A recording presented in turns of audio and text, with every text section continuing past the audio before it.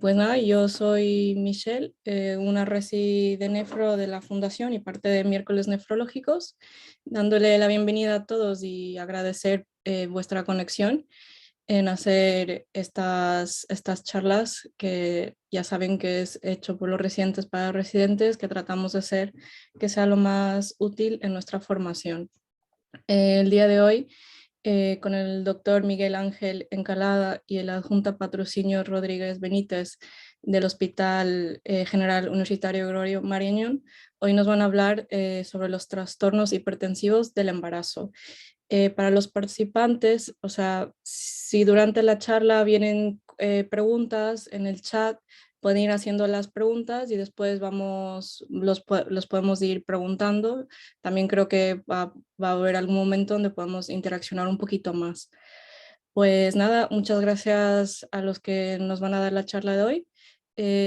Miguel, te dejo a ti para que puedas continuar. Ok.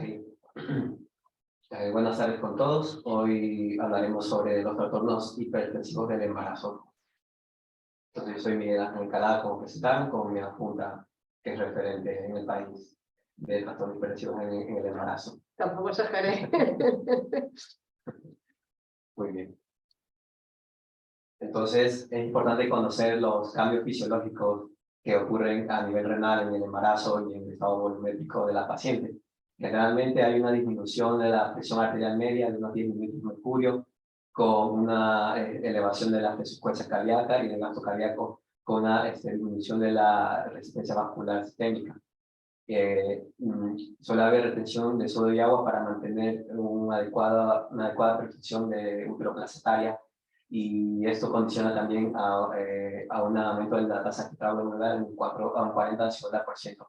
Entonces, generalmente las mujeres embarazadas normales suelen tener una creatinina entre 0,4 o 0,5 miligramos por decilitro. Este aumento del filtrado glomerular también se relaciona con una disminución del ácido úrico plasmático en torno a 3 a 4 miligramos por decilitro y una disminución de la concentración de urea. Y normalmente suele haber una ligera alcalosis respiratoria asociada a una disminución de la osmolaridad plasmática y un sodio un poco más bajo de lo normal. Eso ocurre normalmente en un embarazo normal. Que esas alteraciones, esas cosas pueden estar alteradas en caso de una preeclampsia. Los trastornos hipertensivos del embarazo tenemos varios tipos. Tenemos la preeclampsia en sí, la hipertensión crónica, la hipertensión gestacional, una hipertensión crónica con una preeclampsia suprarrenal añadida y formas más graves como la eclampsia y el síndrome de Hell. Entonces, la hipertensión crónica es la hipertensión arterial que aparece, la puede encontrar antes de la semana 20 de gestación, una hipertensión arterial persistente antes de la gestación, y generalmente suele persistir después de las 12 semanas por parto. En cambio, la hipertensión gestacional es la aparición de nuevo a partir de la semana 20 de gestación de hipertensión arterial, y sin alteraciones clásicas de la preeclampsia, como es la alteración, la proteinuria o otra disfunción orgánica. La hipertensión crónica también se puede acompañar de hipertensión de preeclampsia sobreimpuesta, que equivale a un 25% de los casos de hipertensión crónica pueden progresar a preeclampsia. Y la eclampsia ya sería la aparición de novo en preeclampsia de convulsiones tónico-clónicas que no son atribuidas a otras causas.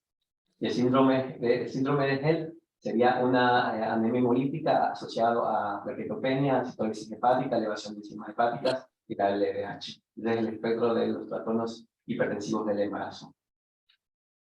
Luego de la fisiopatología de la aparición de la preeclampsia, tenemos factores genéticos y ambientales, por ejemplo, el aumento del factor soluble similar a la FMS de la tirosina, que son factores angiogénicos, sobre todo mutaciones en este factor soluble con polimorfismos de un solo nucleótido aumentan la expresión de esta proteína. Factores ambientales y maternos como el tabaco, diabetes mellitus, la aparición de hiperglucemia, historia pasada de fracaso renal agudo, una enfermedad renal crónica de base o de la hipertensión crónica. Y factores inmunológicos, sobre todo la aparición de linfocitos NK a nivel de la vesícula en la placenta.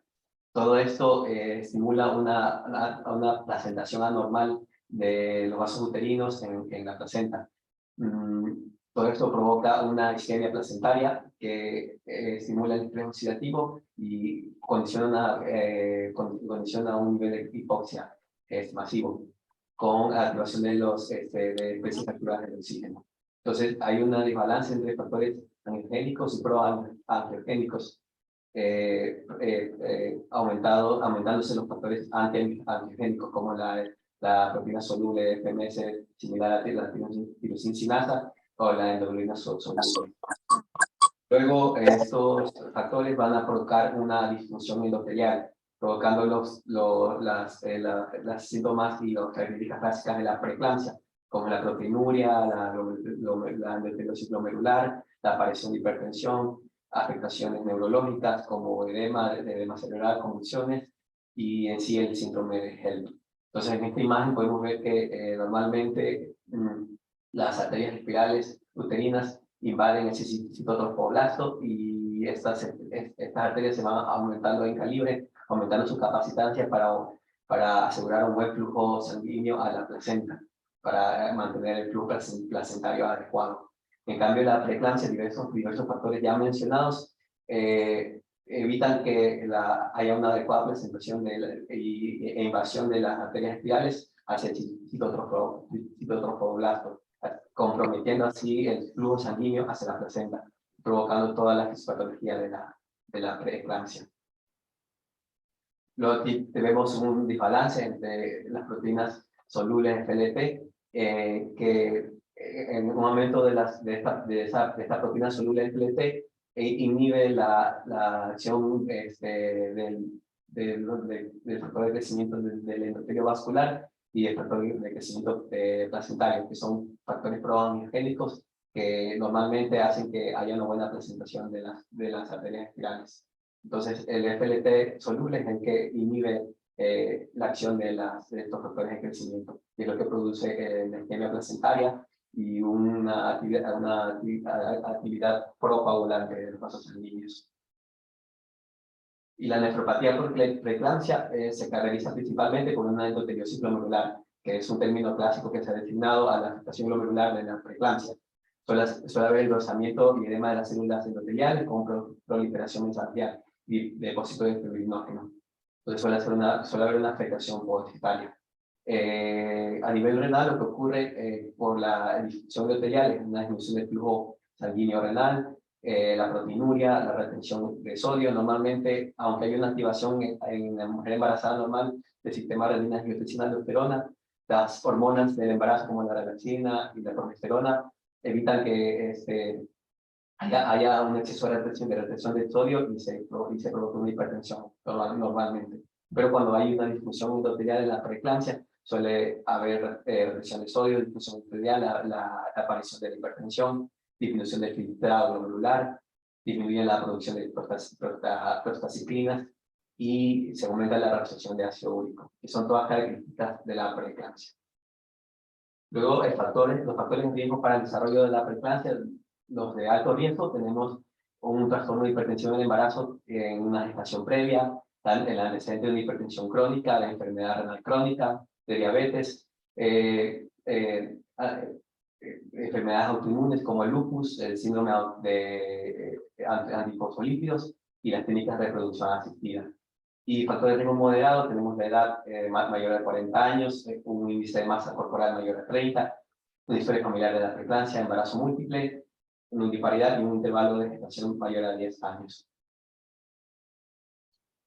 Luego, la preeclampsia sería un síndrome que se caracteriza por la aparición de novo de la hipertensión arterial después de la semana 20 de gestación. Una tensión arterial sistólica mayor a 140 o diastólica mayor a 90 milímetros de mercurio, confirmada en 2 tomas separadas de al menos 4 horas. Y esta hipertensión suele ser asociada a proteinuria o alguna manifestación de disfunción orgánica materna útero-placentaria. Clásicamente se hablaba de la triada de la preeclampsia, de hipertensión, proteinuria y edema. Y con el pasar de los años esta definición ha cambiado y actualmente podemos tener hipertensión sin proteinuria y cuando haya afectación de órgano materno, como sería una trombopenia, una hemólisis con coagulación intravascular diseminada, insuficiencia renal. Esto es importante porque podemos encontrarnos embarazadas con 1 de creatinina que teóricamente sería normal, pero como dije, la creatinina en el embarazo suele disminuir a 0,5 miligramos. Entonces, una paciente que tiene basal de 0,4 a 0,5 miligramos de creatinina, aumenta la creatinina a 1, entonces tenemos una efectiva insuficiencia renal en esa paciente. O sea, duplicar su concentración basal de creatinina, alteración hepática como elevación de las enzimas hepáticas, o dolor en el hipocondrio derecho o en el epigastrio. Alteraciones cardiopulmonares como la miocardiopatía, el edema agudo del pulmón, la aparición de eclampsia, edema, cefalea severa, alteraciones visuales como visión borrosa, alteración del escotoma, y otro criterio sería una afectación uteroplacentaria con restricción de crecimiento intrauterino, un flujo de la arteria umbilical anormal o incluso el óbito fetal. Luego la proteinuria se define como en la preeclampsia un índice de proteína creatinina mayor a 0,3 miligramos por miligramo, que se correlaciona bien con una proteinuria de 300 miligramos en orina de 24 horas. Entonces podemos tener hipertensión arterial asociada a afectación de órganos dianas sin proteinuria, que entraría en la definición de preeclampsia. Luego estos son los criterios de preeclampsia grave, ya cuando la tensión arterial sube de mayor a 160 o 110 milímetros de mercurio, confirmado con dos tomas separadas en 15 minutos, la proteinuria mayor a 2 gramos, que la Sociedad Americana de Obstetricia y Ginecología eleva este criterio a 5 gramos, la oliguria menor a 500 mililitros en 24 horas de orina, o un ritmo de diuresis menor a 0,5 mililitros por kilo por hora. La insuficiencia renal es un factor de criterio de preeclampsia grave, como dije.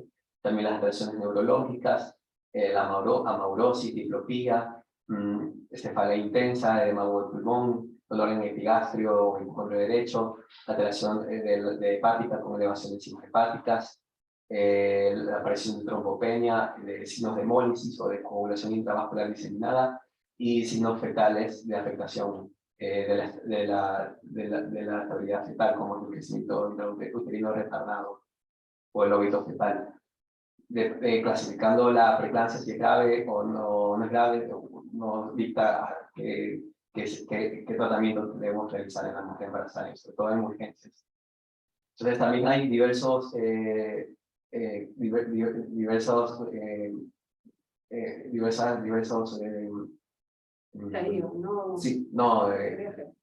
diversos mecanismos para prevenir la preeclampsia.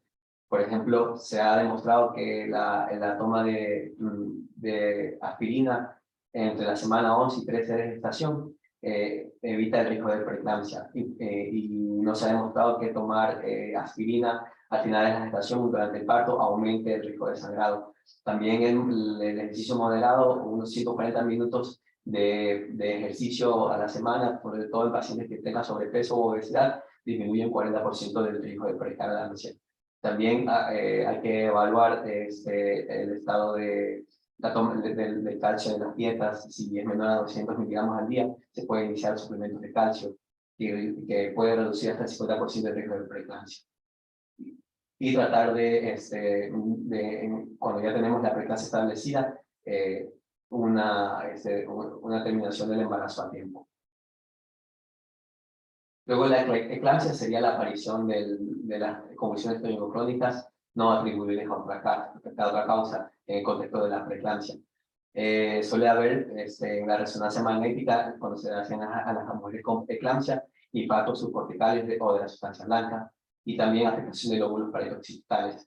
Suele aparecer en el 2% de los pacientes con preeclampsia, y suele parecerse un cuadro clínico como una leucoencefalopatía posterior reversible, con edema cerebral, hemorragia intraperitoneal en los casos graves, todo esto causado por la disfunción endotelial de la eclampsia. El tratamiento en sí de la eclampsia sería el uso de sulfato de magnesio, ya a dosis más altas de 4 gramos de sulfato de magnesio, de dosis de carga, y luego a 1 o 2 gramos de sulfato de magnesio por hora. Hay que mantener el magnesio a niveles plasmáticos de entre 5 a 9, porque niveles más altos son tóxicos, puede producir depresión del sistema nervioso central, disminución del reflejo osteotendinoso, somnolencia, debilidad muscular y disminución de la frecuencia respiratoria. Y el tratamiento en la preeclampsia es como la génesis está en la placenta, en la normalidad es la placentación, sería el fin de la gestación, sacando la placenta, obviamente. El tratamiento hipertensivo está aconsejado en todos los casos si tenemos una tensión arterial entre de 160 a 100, 110 milímetros de mercurio. Hay que recordar que los IECA y los AGA2 están contraindicados durante la gestación y tampoco se recomienda los diuréticos durante la gestación porque provoca una depresión de volumen que disminuye el flujo útero-placentario. Luego hay que evaluar los signos de la preeclampsia con analíticas para ver si es una preeclampsia grave o una preeclampsia no grave. Entonces, si tenemos una preeclampsia grave con difusión orgánica, una tensión arterial mayor a 160 a 110 litros de mercurio, entonces hay que tratar la hipertensión de manera un poco más agresiva. Se debe utilizar en estos casos sulfato de magnesio de manera profiláctica y en ciertos casos si tenemos plaquetas menores a 20.000 se puede transfundir plaquetas.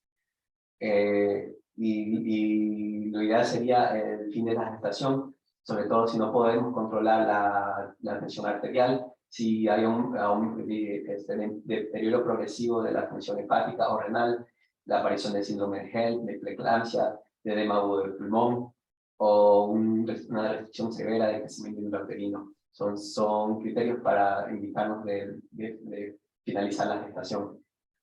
Si no tenemos afectación de organo diana y la tensión arterial está mayor a 140 a 90, pero menor a 160 a 100, ahí depende más de la edad gestacional. Si pasamos las 37 semanas, se recomienda terminar la gestación.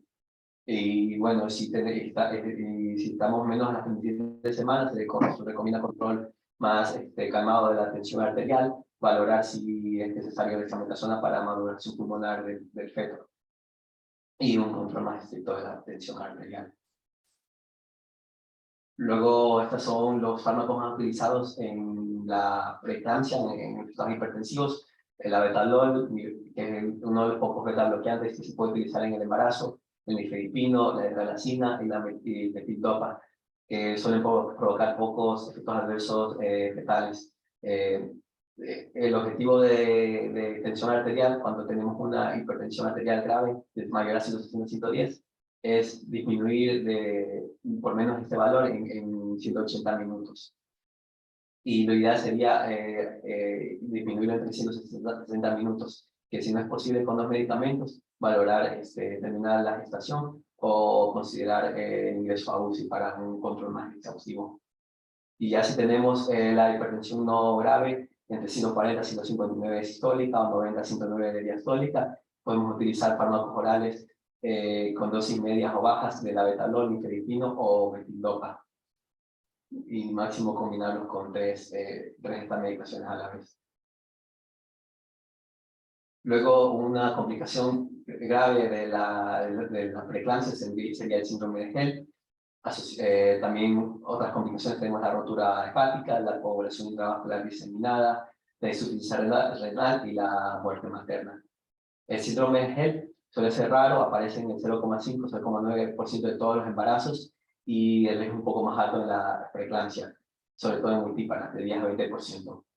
Suele aparecer en el periodo preparto en el 80% de los pacientes entre la semana 27 y la 23 de gestación. Menos del 10% las encontramos antes de la semana 27 y más del 20% las encontramos después de la semana 37 de gestación. Muy raro, aunque puede pasar, encontrarla en el periodo postparto. La clínica se caracteriza por dolor en epigastrio, náuseas, vómitos, cefalea y visión borrosa. Y los criterios clínicos son la hemólisis, la anemia hemolítica con aumento de la bilirrubina de predominio indirecto, el aumento de la LDH mayor a 600 unidades por litro y la presión de histocitos, que es una anemia hemolítica microcalórica, asociado a elevación de las enzimas hepáticas mayor a 70 de AST o ALT y una plaquetopenia menor a 100.000. Esos son los criterios para el síndrome de HELLP. Tiene una mortalidad de 1% y una morbilidad que incluye Como ya vimos, la coagulación intravascular designada, el depósito prematuro de placenta, y un hematoma suprarrenal del hígado, con un sangrado y posterior desarrollo del SIG. Se ha utilizado los corticosteroides para el tratamiento del síndrome de HELLP, aunque no modifica la mortalidad total en la mujer embarazada, sí que mejora las alteraciones analíticas del síndrome de HELLP. Y puede mejorar el recuento plaquetario, los niveles de LDH, las transaminasas, y puede reducir la necesidad de transfusión. Se ha utilizado plasmaféresis en algunos casos. Suele ser útil cuando persiste la elevación de creatinina y bilirrubina 72 horas después, pero todavía sigue siendo controversial el uso de plasmaféresis en el contexto del síndrome de HELLP. Y el manejo ideal sería el control de la presión arterial, la maduración pulmonar fetal con dexametasona y la neuroprotección materna con sulfato de magnesio para evitar convulsiones. Luego, en sí, la preeclampsia grave sería una forma de nefrangiopatía trombótica, similar al síndrome de HELLP, a la púrpura trombocitopénica trombótica y al síndrome organolítico urémico atípico o secundario. Todas suelen compartir la base fisiopatológica de alteración del complemento. Entonces, la clínica suele ser similar, entonces es importante a veces diferenciar entre estas 4 patologías, porque la presentación suele ser similar. Hay diversas características que nos permiten diferenciar cada una. Por ejemplo, la preeclampsia grave suele aparecer en el tercer trimestre de gestación. El HELLP también en el tercer trimestre. La trombocitopénica trombótica suele aparecer entre el segundo y tercer trimestre. Y el SHU atípico es común encontrarlo en el periodo postparto. La hipertensión arterial es más común encontrarse obviamente en la preeclampsia, en el síndrome de HELLP, y en la púrpura trombocitopénica es más raro encontrarlo. La proteinuria es más frecuente en la preeclampsia, y los signos habituales, la preeclampsia se caracteriza por cefalea, epigastralgia, el síndrome de HELLP, como ya vimos, por dolor abdominal, la púrpura trombocitopénica trombótica por síntomas neurológicos, el SHU atípico por fracaso renal agudo y síntomas digestivos. La anemia hemolítica es más común en la púrpura. La LDH solemos verla más elevada en la púrpura trombocitopénica trombótica y en el SHU atípico o secundario. Y en la preeclampsia grave no solemos ver elevación de la LDH. La plaquetopenia es obviamente más elevada en la PTT, la citólisis obviamente más elevada en GEL. Y el fracaso renal agudo suele ser más grave en caso de SHU atípico. Y algo importante es la recuperación por posparto, porque en la preeclampsia grave, en síndrome de HELLP, suele remitir después del parto y sacar la placenta. Pero si en caso de una púrpura trombocitopénica trombótica o un SHU atípico, no suele haber recuperación después del posparto, el cuadro clínico evoluciona. Y el tratamiento, como dije, en síndrome de HELLP y en la preeclampsia, lo ideal sería el parto. Y en el caso de la púrpura trombocitopénica trombótica, en la plasmaféresis asociado a corticoides, y en el SHU atípico el eculizumab.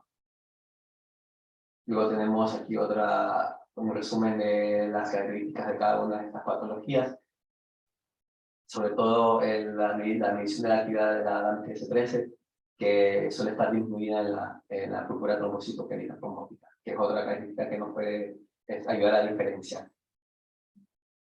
El SHU asociado al embarazo es una microangiopatía trombótica grave que tiene una elevada mortalidad.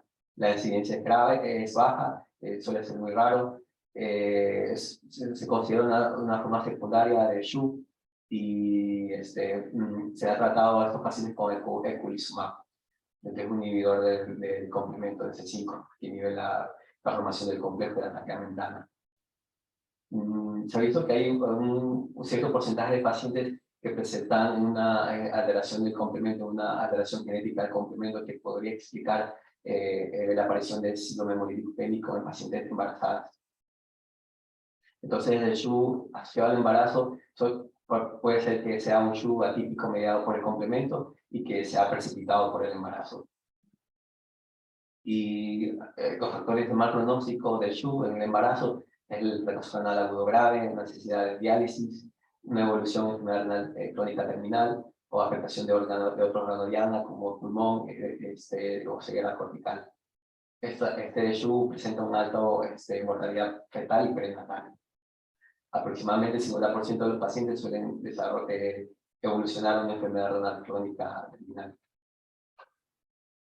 Entonces, como dije, una diferencia entre el SHU y el PTT sería el momento de presentación, que el SHU suele aparecer en el periodo postparto, la PTT suele aparecer en el segundo a tercer trimestre de gestación. Y luego la trombopenia, como dije, más común en la PTT, el fracaso renal agudo suele aparecer más en el SHU que en el PTT. Y la disminución de los niveles de ADAMTS13 suele ser más característicos de la púrpura trombocitopénica trombótica. Entonces, como dije, la preeclampsia grave suele ser clasificado como un síndrome tipo MAC, microangiopatía trombótica, sobre todo por sus cuadro clínico, por su fisiopatología de activación del complemento y su daño endotelial. Porque hay datos que nos dicen que hay una sobreactivación en la preeclampsia del sistema de complemento, que interviene en la respuesta inflamatoria sistémica. Y también en pacientes con preeclampsia grave se han encontrado mutaciones en proteínas del sistema de complemento. Entonces, la regulación del complemento suele ser un factor muy importante en la génesis del síndrome de HELLP. En el síndrome de HELLP también se han descrito casos de afectación del complemento en estas pacientes. Entonces también parece ser que la activación del complemento irregular condiciona también a la aparición del síndrome de HELLP. Por eso se lo encasilla en una forma de microangiopatía trombótica. Y luego, el caso de preeclampsia grave o síndrome de HELLP, como dije, el tratamiento de elección sería la realización de parto para sacar la placenta. Y luego una preeclampsia grave con síndrome de HELLP que aparece en las semanas 26-28 de gestación, que lleva una importante mortalidad. Y se ha utilizado en algunos casos inhibidores del sistema de la activación del sistema de complemento. Puede ser efectivo y puede ser de utilidad en el síndrome de HELLP, sabiendo esta fisiopatología. Pero siempre fuera de ficha técnica. Sí, claro, siempre fuera de ficha técnica, no está aprobado para en estos casos. Está en investigación, obviamente. Luego, esto es un esquema más o menos de manejo de las microangiopatías trombóticas del embarazo. Como ya vimos, tenemos el SHU, el TTP, el síndrome de HELLP y la preeclampsia grave, que suelen acompañarse de fracaso renal agudo y afectación neurológica, cardíaca, pulmonar. Generalmente, cuando nos encontramos en una microangiopatía trombótica, sobre todo si hay afectación neurológica, y si la sospecha del MAC es alta, es recomendado, en muchos casos se realiza de manera inicial una plasmaféresis, y hasta que tengamos los niveles de actividad de la ANTS3. Entonces, si tenemos niveles disminuidos, nos da hacia el diagnóstico de la púrpura trombocitopénica trombótica. Y si tenemos normales, ¿no? La actividad de la ANTS3 es normal, nos da pistas de que sea un SHU mediado por complementos. El tratamiento podría estar indicado, podría utilizarse el eculizumab. Entonces le he traído un caso clínico de esta mujer de 23 años, primigesta, que tuvo un parto por cesárea a la semana 38, porque tuvo una preeclampsia grave. Y también el feto está en presentación podálica. No tiene historia de tabaco, tampoco historia familiar de eclampsia, y después del parto fue dada de alta con la retalol oral. 2 semanas después presentó un episodio convulsivo que es tratado en otro hospital, en donde vieron que tiene una tensión arterial de 180 milímetros de mercurio desistólica. Entonces le administraron lorazepam y 6 gramos de sulfato de magnesio con dosis de carga, y luego una perfusión de 2 gramos por hora. Y luego es referido a otro centro más grande para el estudio, y el examen físico solo destacaba que tenía unos reflejos osteotendinosos disminuidos y edema de miembros inferiores. Y analítica, inicialmente tenía una creatinina de 1,3 miligramos por decilitro, no se contaba con una creatinina previa para hacer la basal. Las enzimas hepáticas eran normales en este caso, no tenía trombopenia y la LDH era de 2000 unidades por kilo. Entonces, en este caso se le realizó una resonancia magnética para descartar causas secundarias y lo que se diagnostica es una encefalopatía posterior reversible como método de las intensidades en T2, a nivel del cerebelo, del lóbulo parieto-occipitales y el de la región periventricular. Entonces, no sé si se anima a contestar en esta paciente cuál es la sospecha clínica inicial de ella. ¿Qué sospecharíamos? Si es una eclampsia, un síndrome hemolítico, una PTT o un síndrome GEL. ¿Hola? Sí. Sí. ¿Sí? Hola. Sí, ¿alguien iba a contestar? O por el chat si desean. Y por el Sí, chat también lo pueden decir. claro.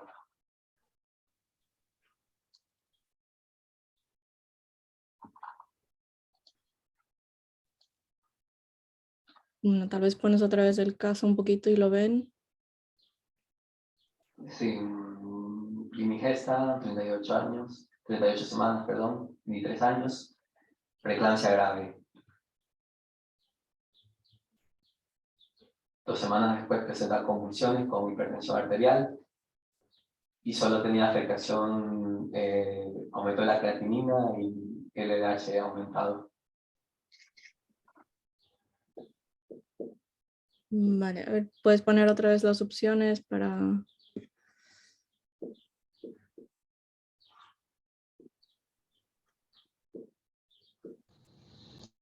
O sea, yo tal vez me quedaría entre la A y la B.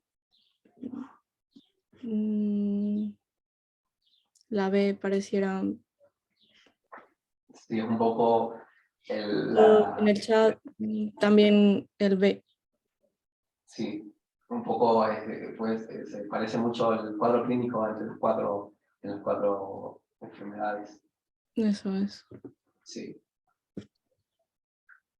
En este caso, ¿qué manejo es más adecuado según lo que piensan que es, por ejemplo, la B? Continuamos con sulfato de magnesio por 24 horas más, como dice en la guía, asociado a tratamiento hipertensivo.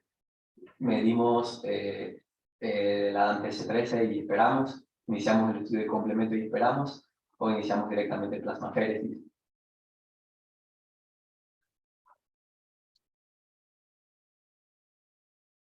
Muy bien.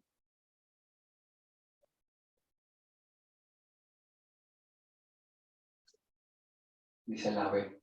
Es en la B. Sí.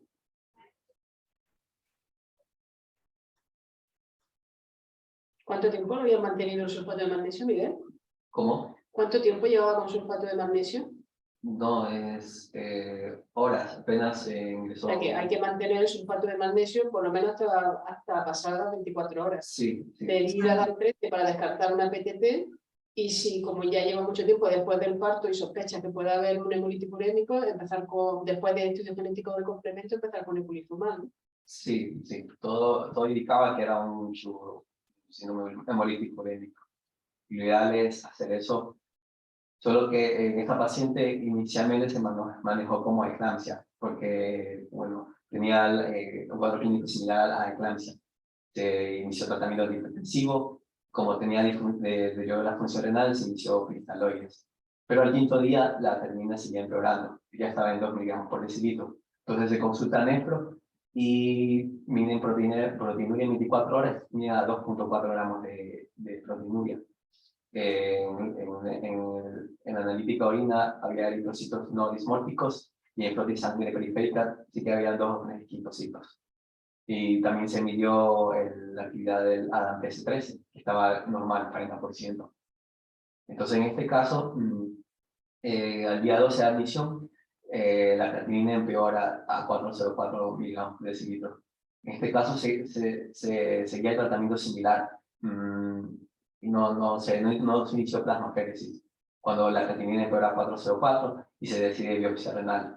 Y en la biopsia renal sí que se ve trombosis aquí de las arteriolas aferentes, una edema de la íntima de esta arteria, y sí que se ve signos de endoteliosis glomerular con a la aparición de doble contorno de la membrana basal glomerular, que es todo esto sugestivo de una microangiopatía trombótica. Entonces, con la sospecha de microangiopatía trombótica, se inició en esta paciente el estudio del complemento. Encontraron mutaciones en heterocigosis de C3, del factor H del complemento, que es un factor regulador, y del factor I del complemento.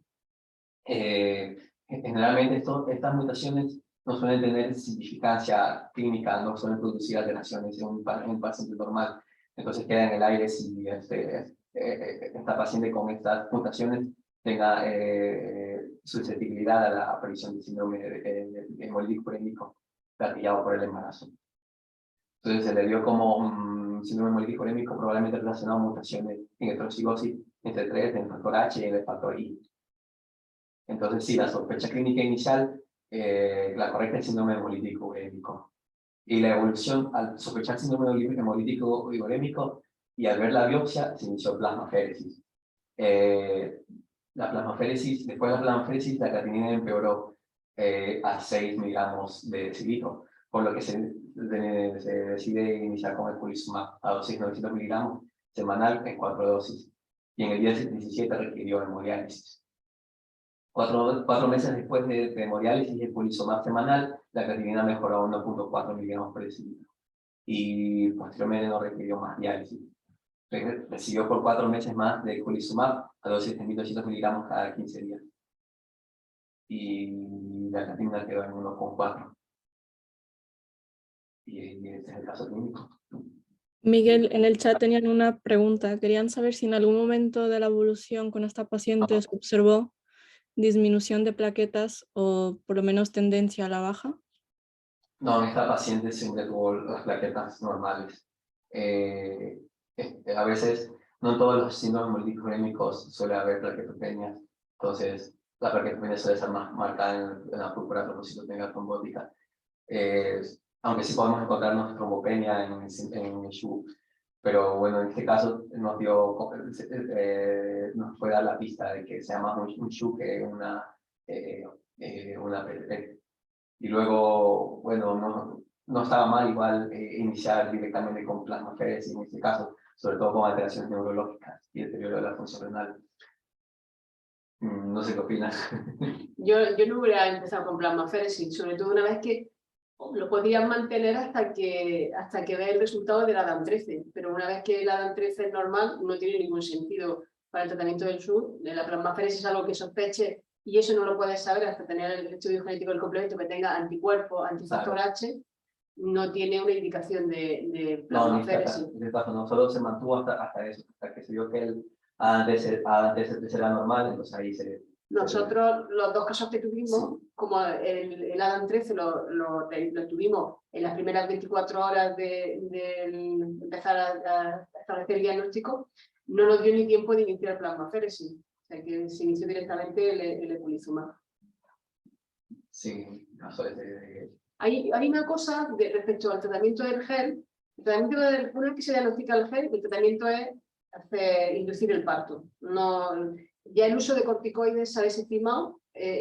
Durante un tiempo se utilizó para subir las plaquetas, pero como se trata de una PTT, porque muchas veces es difícil diferenciar un GEL de una PTT, sí, igual que la plasmaféresis. Los casos en los que se utilizó plasmaféresis del GEL hasta que se tuvo la certeza de que no era una PTP. O sea que hoy en día cuando tienes la sospecha de un GEL, ni corticoides ni plasmaféresis. Claro, inducir el parto y el tratamiento sintomático de la tensión y nada más. Y el sulfato de magnesio, porque hay una complicación grave. Se dice que es una complicación grave de preeclampsia o directamente una forma grave de preeclampsia. Un GEL, aunque no tenga hipertensión, aunque no tenga, ya se considera una forma grave de preeclampsia. Sin criterio de inducción al parto. Entonces, no sé si tienen otra pregunta.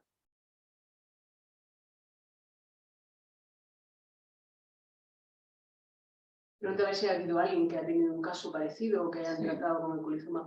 O no sé si en esos hospitales hayan tenido un caso parecido de un SHU o PTT que ha tratado con eculizumab o ha utilizado plasmaféresis.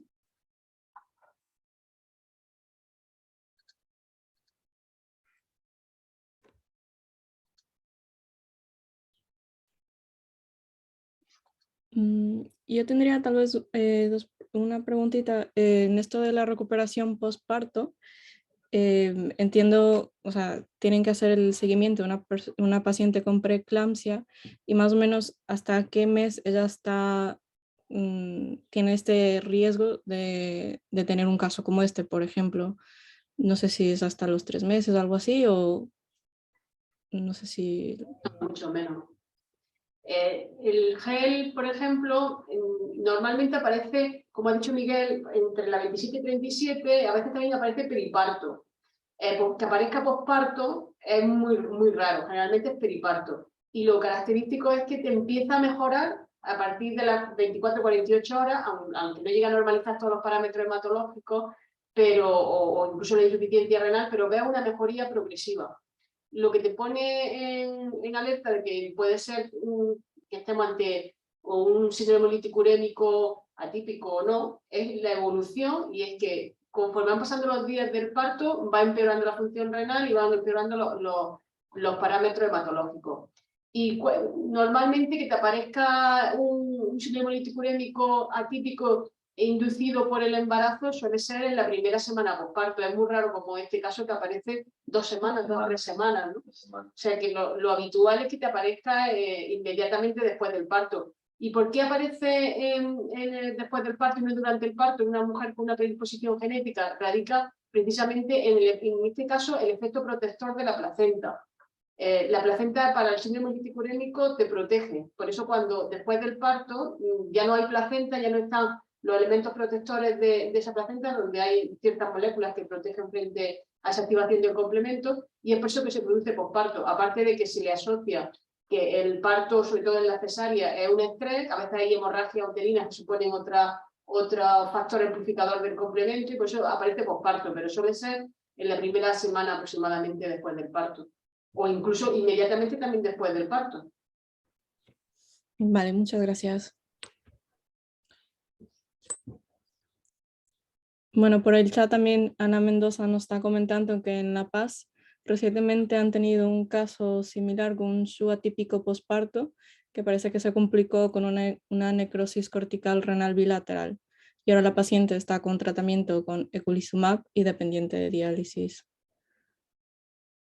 Cuenta lo nuestro. Sí, es parecido a un caso que tuvimos también de un SHU atípico postparto que apareció así mismo en posparto inmediato, que se trató con eculizumab, pero la función renal no mejoraba. Entonces, en la biopsia renal sí que se vio cicatrices corticales. Ella estuvo dependiente de diálisis y mejoró la función renal, pero se quedó con una enfermedad renal crónica con un creatinina en torno a 2,4 de creatinina.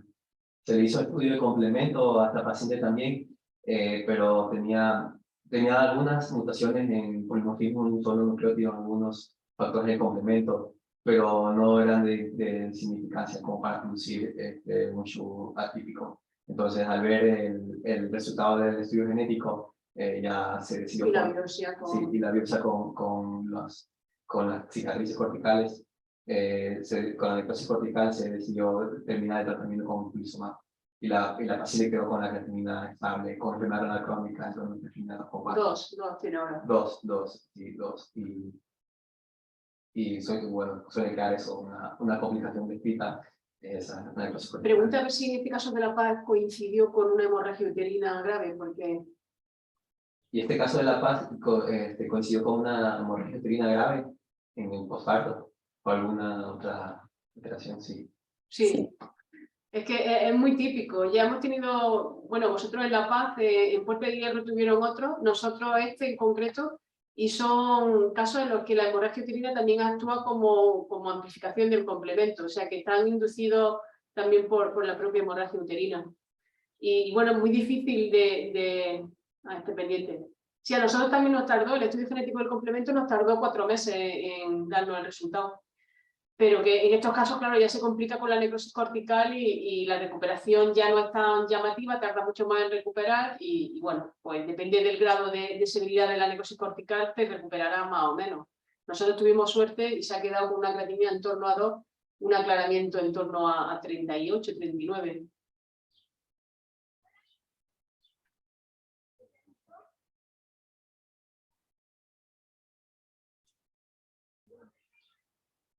Bueno, No. yo creo que ya. Sí, no sé si hay otra pregunta.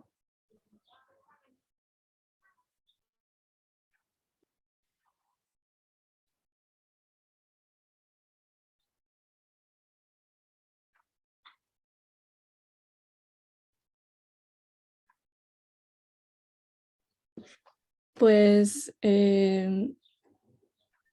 nada, agradecerles a ambos por estar con nosotros, a toda la gente que está también conectada con nosotros, agradecer también a la colaboración de Alexión en este tema de hipertensión y el embarazo, que también es algo que nos conviene mucho a nosotros los nefrólogos. Ya como vemos podemos tener complicaciones muy graves. Pues nada, muchas gracias a todos. Ha sido el caso ha sido muy ilustrativo y muy chulo, la verdad. Gracias a todos por asistir.